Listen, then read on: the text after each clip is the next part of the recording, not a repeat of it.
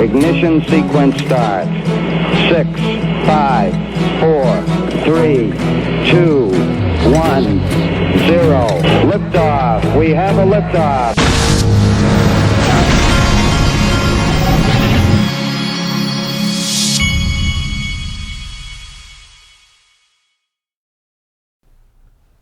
Hey everybody, this is the Digital Asset Investor, and it all starts with PayPal Galactic.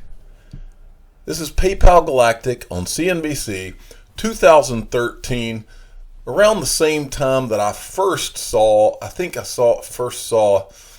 Ripple on CoinMarketCap, somewhere around late 2013, early 2014. I don't remember exactly. But this is the last time I know of that they talked about PayPal Galactic was in 2013.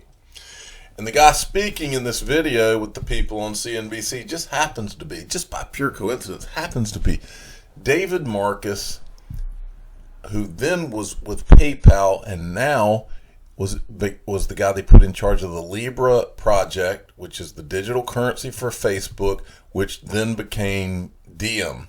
And I can't get all this out of my head. I'm locked and loaded. I'm on it. And you just watch. Pay attention. Is one way to do that. To that end, PayPal has been exploring a framework for a financial system that spans galaxies. Today, PayPal is announcing a payment program for future space tourists called PayPal Galactic. The company is working with leaders in the scientific community to prepare and support the future of space commerce. Joining us for a first on CNBC interview is PayPal's president, David Marcus. David, great to have you. Good morning. Good morning. I've heard of long-term planning, but this is crazy. How far in the future are we talking here? When does this actually become a business and not sort of a punchline? Well, it's actually not that far out, because if you think about it, in 3 years, there's a Russian space consortium that's about to open a space hotel. The first Virgin Galactic flights are starting in December this year. So space tourism is actually becoming a reality for all interplanetary of us currencies in the next decade. And yes, it's not an immediate thing, but as we... That almost sounds like intergalactic currencies, which the first time I ever heard that term was from Greg Kidd, one of the first 10 people at Ripple when I interviewed him. Of online payments, it's kind of our duty to kind of lead the way and at least have the conversation of how commerce... Look right here. In space. PayPal Galactic, the Galactic credit. You think, let me ask you this, because I've heard Greg Kidd tell me before. I mean, it's not some secret. He's said before that his thing is just the payment space, and he hangs out with payments people. You think he hangs out with the guys that, I mean, think about it. This guy had freaking the founder of Twitter in his backyard. They're out there in Silicon Valley. You think all these guys might know each other? You better believe they do. Elon Musk got his start in payments. All of these guys know each other. Listen. So what kinds of payments are you envisioning here? Is this, I'm in space and I need to make sure my mortgage gets paid, or am I dealing with another vendor from somewhere else from Earth? I mean, walk me through a model transaction. Well, it's all of the above. At first, it's mostly astronauts, and astronauts now spend more and more time in space. And they still need to take care of their business. But, for space tourists, it's even harder because they don't have a staff on the ground managing all of these things. And if you spend more time in space, first of all, you'd have to figure out how to pay each other, but also to ensure that you can send and receive money from and to Earth. And again, I mean, this is not immediate, and we still have a lot of work to do on Earth before this happens. But, it's probably a decade out, but big problems to solve. It's like, what?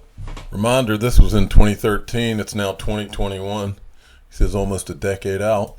Currency that's going to be used. But David, I don't understand what the problem is, because we already live in basically a space-age payment system for anyone who's not paying with cash. I mean, is it not satellites that power the way that that the entire global... Did she say satellites?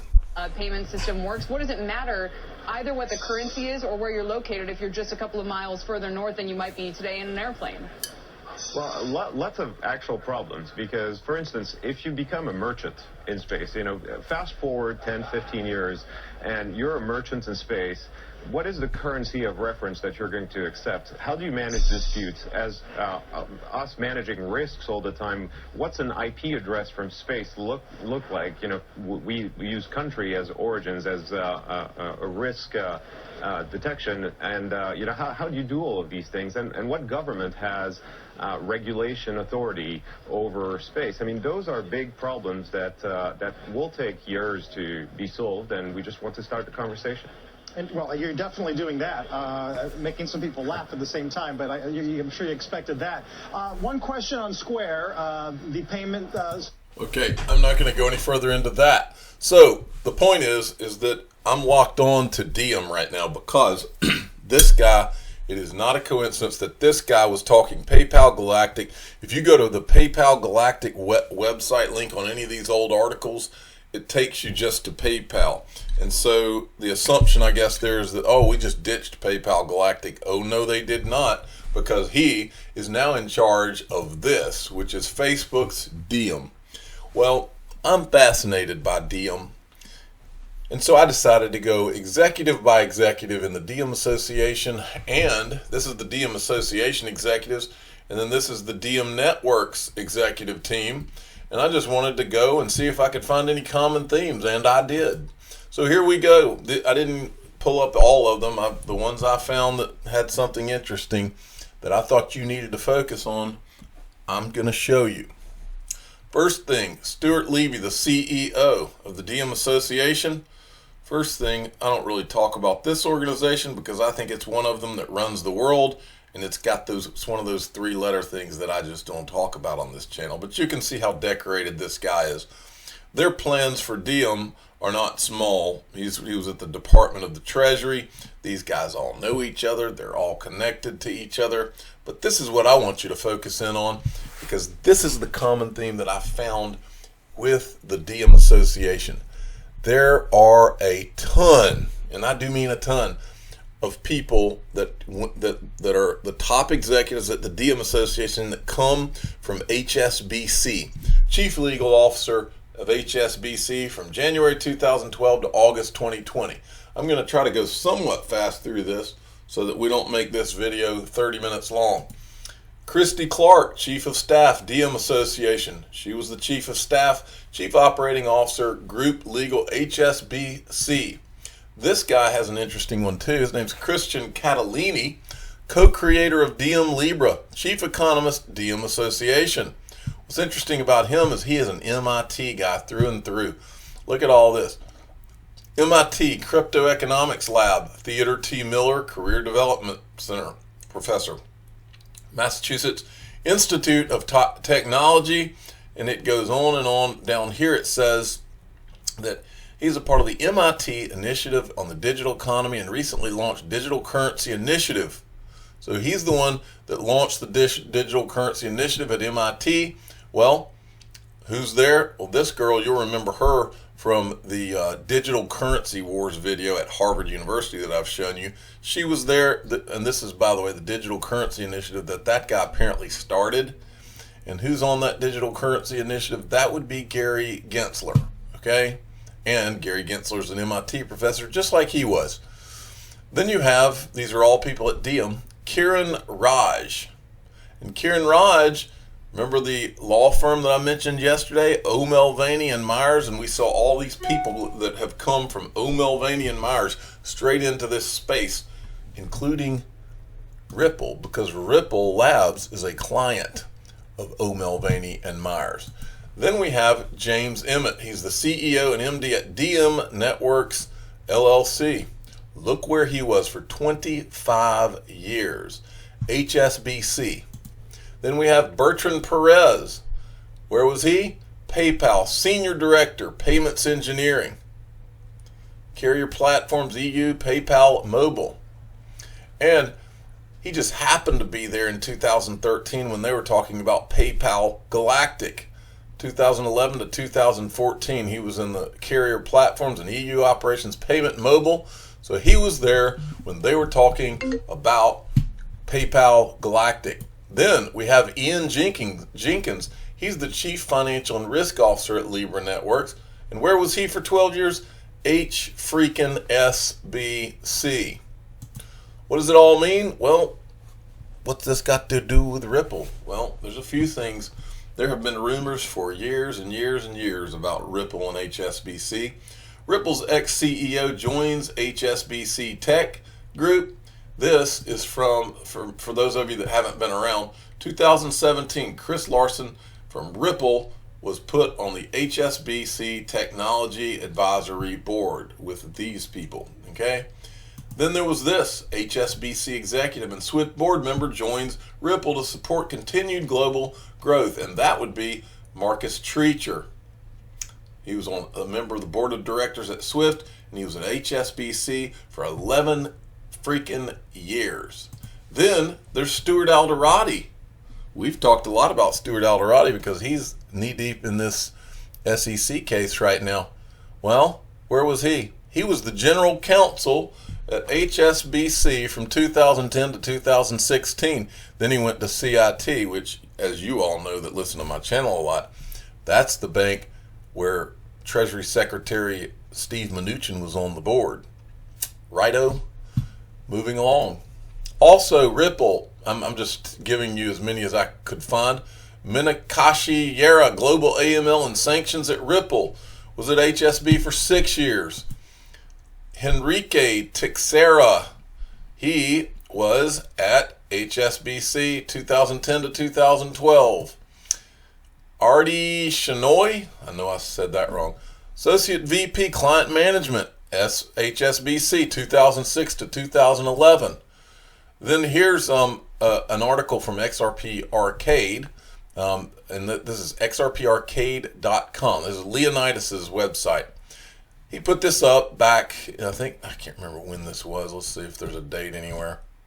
January 7th, 2020. This guy is a guy who works he's a Google Cloud engineer at HSBC. In the About section on this guy's profile, evaluating Ripple and Hyperledger for other use case. That was part of his job. Then there's this from Bank XRP. HSBC launches next generation virtual accounts for corporate and institutional clients as an innovative multi-currency solution available in more than 20 currencies. May or may not have a connection to Ripple, and watch this video, folks. This is HSBC. HSBC is ready to do a live transaction using a technology that is still very young. It allows us to transact using digital assets on a decentralized platform, which means it's peer-to-peer. So this wasn't just about a one-off transaction that just HSBC did in a silo. This is something that we're building together with industry, with our collaborators, other banks, as well as corporates. Blockchain will give us the Internet of Transactions. The next few years, I think what we'll see is an expansion of both the functionality of the application as well as its scope in terms of the participants that are connected to that network. We think that the horizon requires both of these things to occur in order to actually drive real value. Today, every bank is digital, but they're digital islands in themselves. You mean walled gardens? This platform really allows these islands to get bridged together into one. The second big benefit is given Did he just describe private ledgers, walled gardens? efficiency this creates, this will lead to lower transaction costs for our customers. I think the movement from paper to digital will be much faster than any of us anticipate. And for us, the faster we get there, the better it is for the customers, better it is for the banking industry, and for trade in general across the world. This platform has been built by banks to make sure the platform is fit for purpose. It now needs to be taken to the next level. We are happy to take the lead. The platform has to be bank agnostic, so it cannot be led or driven only by one bank. Everyone has an equal participant, and that's very important for this to be successful. Okay, and then we have this from Bank XRP. HSBC, what are the most compelling use cases for DLT in the capital markets? For example, this is on there. This is from this document, Distributed Ledger Technology in the Capital Markets from March 2019. And they say, DLT can streamline end-to-end value transfers, reducing costs and operational risks and settlement periods. For example, Ripple's XRP ledger provides real-time cross-border settlements using tokens that represent central bank currencies. In foreign exchange, HSBC's FX Everywhere tool processed more than 3 million intercompany FX transactions worth $250 billion in its first year. And then this brings me all the way back to this. We covered this last week. Ripple pilots a private ledger for central banks launching CBDCs. So my question is very simple, and I put it in a tweet. We know central banks are building CBDCs on the XRP ledger. We know they're going to be private ledgers, walled gardens.